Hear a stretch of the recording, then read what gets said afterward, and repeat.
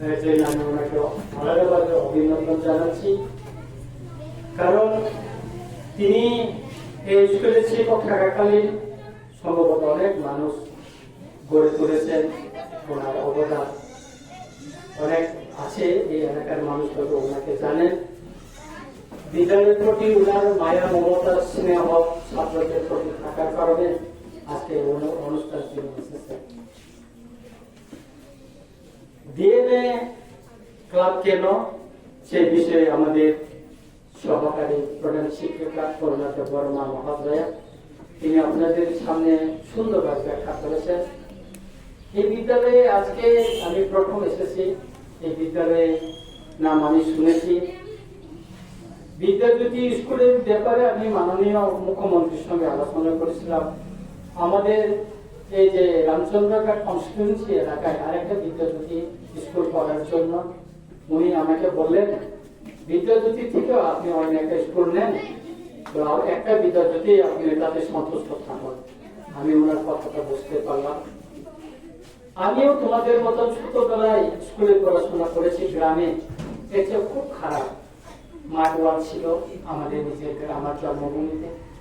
সেখান থেকে গ্রামের দিকে বললো মসদে খাংড়ায় গিয়ে খাইয়ে আমি স্কুলে ভর্তি হয়েছিলাম। দীনেশ দাসগুপ্ত মহোদয় তিনি এখন নেই আমাদের মাঝে, উনি হেডমাস্টার ছিলেন। সেই স্কুলের সুপারিনটেন্ডেন্ট ছিলেন আমাদের অনেক দাসগুপ্ত স্যার, তিনিও আজকে আমাদের মাঝে নেই। ওনাদের তত্ত্বাবধানে আমি বড় হয়েছি। ছোটবেলায় যখন গ্রামীণ স্কুল আমি পড়াশোনা করি তখন প্রমোদ সরকার স্যার, ওনার বাড়ি এখন এয়ারপোর্টের মধ্যে, এখনো মারা যাননি। আমি ওনার কথা প্রায় সময় বলি। উনি আমাকে খুব মারধর করতেন ছোটবেলায়। আমি প্রাইভেট পড়তাম ওনার কাছে। আমার হাতে লেখা খুব খারাপ ছিল, উনি আমাকে খুব পিটাইতেন। কিন্তু পিঠা খাওয়ার পরে আমার হাতে লেখাটা খুব সুন্দর হয়েছে। বাংলা করে ইংলিশও দেখে আজকে ওদের থেকে একটু ভালো আমি বলতে পারি। স্যারের কথা আমি বলতে পারি না। শিক্ষক মহোদয়রা তখন আন্দোলন করেছিল 10,000 দিতে, আমাকে খুব বলিনি। আমি স্বইচ্ছায় তাদের আন্দোলনের পাশে গিয়েছিলাম। সেদিন চাল, ডাল, ডিম, মাংস দেওয়া যায় না, 30 কেজি মাংস ব্যবস্থা করেছিলাম। নিতে অস্বীকার করছে যেন এটা নাকি দিতে পারে না, সেদিন আমি ডিম ওনাদেরকে দিয়েছি।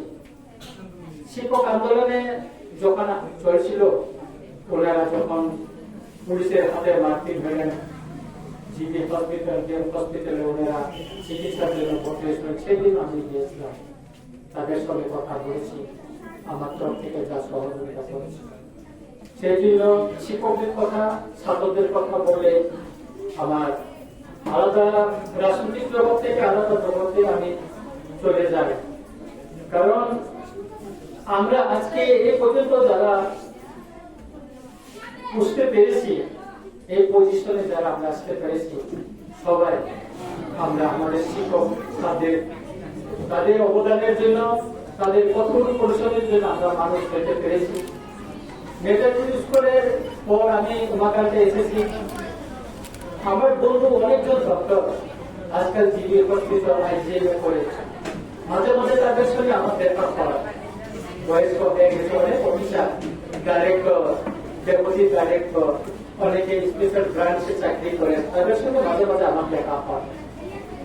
আমরা পুষ্কর বিনিময় করি, ভালো লাগে। অনেকজন বৃদ্ধ হয়ে গেছে, চেহারা পরিবর্তন হয়ে গেছে, আমার চেহারা, চেহারা। কলেজে পড়াশোনা করেছিলাম আমরা এমবিবি কলেজে, তখন কেরালা ইউনিভার্সিটি আমাদের আমরা পড়াশোনা করেছিলাম। কৃপা সিন্ধু গোস্বামী বলে একজন ব্রাঞ্চ অফিসার, উনি আমাকে বললেন, তুমি আমাকে শুনেছি না প্রণাম। তারপর তুমি আমাকে ভুলে গেলি। আমি বললাম না তুই কে আসলে? সে বললো আমি তো কৃপা সিন্ধু গোস্বামী, সে এমবিবি কলেজে আমরা একসঙ্গে কাজ করেছিলাম, তুমি আমার পার্টনার ছিল। তখন আমার সেই বাইরকালের এই কথা আমরা কলেজে পড়াশোনা করে আমরা একে অপরকে ধরে করলাম। তারপর অনেক কিছু কথা বললাম, আমাদের যে কলেজ জীবনের অনেক ইয়ে করলাম। সেভাবে আমি জীবিত গেলাম।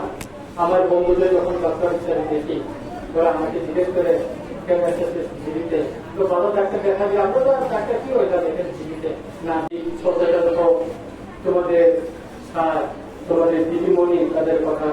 যদি তোমরা মেনে চলো তোমরা বড় হতে পারবে। অনেকে আজকে যারা এখানে ক্লাস 6 থেকে যারা পড়াশোনা করে তোমরা অনেকে ডাক্তার ইঞ্জিনিয়ার হবে, অনেক রাজনীতিবিদ হবে, অনেকে এমএলএ হতে পারে, অনেকে অনেক কিছু হবে, সেটা তোমরা চেষ্টা করো। আমরা চেতনার মাধ্যমে আজকে এইগুলো করেছি। অনেকে মাসেদের বকা বা অনেক কিছুর কারণে অনেকে মন কষ্ট হইতে পারে। সুতরাং আমি বললাম তো প্রমোদ স্যার আমাকে খুব পিটাইতেন, খুব মারধর করতেন। উনি যদি মারধর না করতো আজকে আমি মানুষ হইতে পারতাম। আমার মতন তো অনেকজন ছিল। আমাকে মেয়েদের স্কুলে পড়াশোনা করার সুযোগ হতো না, কুমাকারদের পড়াশোনা করার সুযোগ হতো না। আমি গ্রামের সাধারণ থেকে গ্রামের একটা ছেলে, ওরা আমাকে মানুষ করে দিয়েছে। আমি স্যারের কথা কখনো ভুলিনি, আমি চিরকাল বলে যাব। আমি সব সময় বলে বিদ্যালয়ে ডনবস্কো স্কুলে অনেক প্রোগ্রামে গেছি, অনেক ইংলিশ মিডিয়াম স্কুলে গেছি। আমি স্যারের কথা সবসময় বলি, কেননা স্যার আমাকে মানুষ করেছে। সুতরাং আজকে এই বিচন্দ্রপুর বিদ্যাজ্যোতি স্কুলে এসে আমার খুব ভালো লাগলো। তোমাদের স্কুলে কিছু সমস্যা আছে, এখানে সায়েন্সে কিছু টিচারের অভাব আছে। আমি আসার পর অনেক হায়ার সেকেন্ডারি স্কুলে হেডমাস্টার নাই, মাননীয় মুখ্যমন্ত্রীর সঙ্গে আলোচনা কিছু কিছু হেডমাস্টার জোগাড় করতে পেরেছি। কিছু কিছু স্কুল মেরামতের কাজ আমি হাতে নিয়েছি, করেছেও। আমাদের এখানে 3টা হায়ার সেকেন্ডারি স্কুল বিল্ডিং হতে যাচ্ছে, খুবই আনন্দ লাগছে। আরো কিছু আমাদের 91 স্কুল কিছুদের মধ্যে আমরা আমপুরা হায়ার সেকেন্ডারি স্কুলে শুরু করতে যাচ্ছে। বিল্ডিং প্রায় 80% কমপ্লিট হয়ে গেছে। আগামী বছর নতুন বিল্ডিং এ আমরা 91 বিদ্যালয়তে আমরা সেখানে নিয়ে যেতে পারবো। এভাবে রামচন্দ্রঘাট বিধানসভা কেন্দ্রে যে কোনো সমস্যা আপনাদের যদি থাকে, বিদ্যালয়ে শিক্ষক মহোদয়দের আপনাদের কোনো যদি সমস্যা থাকে আমাকে বলুন, আপনারা সংকোচ করবেন না। আপনাদের মতো না আমিও ছিলাম। আমিও যখন জ্যৈষ্ঠ মাসে স্কুল বন্ধ থাকতো, আমি আগরতলা থেকে যখন আসতাম, আমার গ্রামের ছাত্রছাত্রী আমি পড়া যেতাম, আমরা কোচিং করতাম 1 মাসের জন্য। এই ছাত্রগুলি আমি আগরতলায় থাকার সময় একটা ছাত্রকে প্রাইভেট পড়াইছিলাম। একদিন আমি বনমালী করে হেঁটে যাচ্ছি, হঠাৎ করে রিক্সা থেকে নেমে রিক্সার সামনে আমাকে নমস্কার করলো। দেখবেন তো লম্বা কে ভাই তুমি? বলো স্যার আপনি আমাকে চেনেন না? তো আমি বলবো না স্যার আমি আজকে ডাক্তার পেয়েছি, আপনি আমাকে প্রাইভেট পড়াইছিলেন ক্লাসে এসে? আমি তখন দেখলাম তো ওই কথাগুলি অনেক মনে করে। তাই আমি বলবো আজকে এখানে এত সুন্দর সুন্দর ছেলে মেয়েরা যারা আছে তাদের ভবিষ্যৎটা এখানে আমাদের মাস্টার মশাই স্যার দিদিমণিরা করে দিবেন, গড়ে তুলবেন। আর আজকে এখানে যে একটা নাটক পারফরমেন্স যে করছে, কি গান ছিল? অনিমা দাস না নমিতা দাস না কোয়েল দাস, খুব ভালো লাগলো। তার যে ইয়েটা, যে নাটকের ভঙ্গিটা বা যে করতা আমার খুব ভালো মেসেজ ছিল। আমরা ওইরকম করতাম, অনেক নাটক, অনেক আমরা নাচ দেখেছি।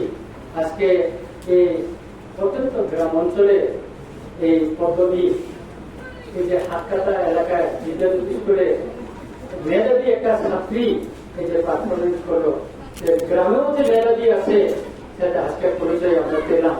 আর যে দিদিমণি তাদেরকে এই নাটকটা শিখিয়েছেন, যে থিমটা নিয়ে উনি শিখিয়েছেন, সেটা ভালো। যদি আমরা আজকে গাছ না লাগাই, আজকে জল সেচ যদি না করি, সংরক্ষণ যদি না করি, আগামী আমাদের ভবিষ্যৎ আমাদের দুর্দশায় আমরা পড়তে পারি।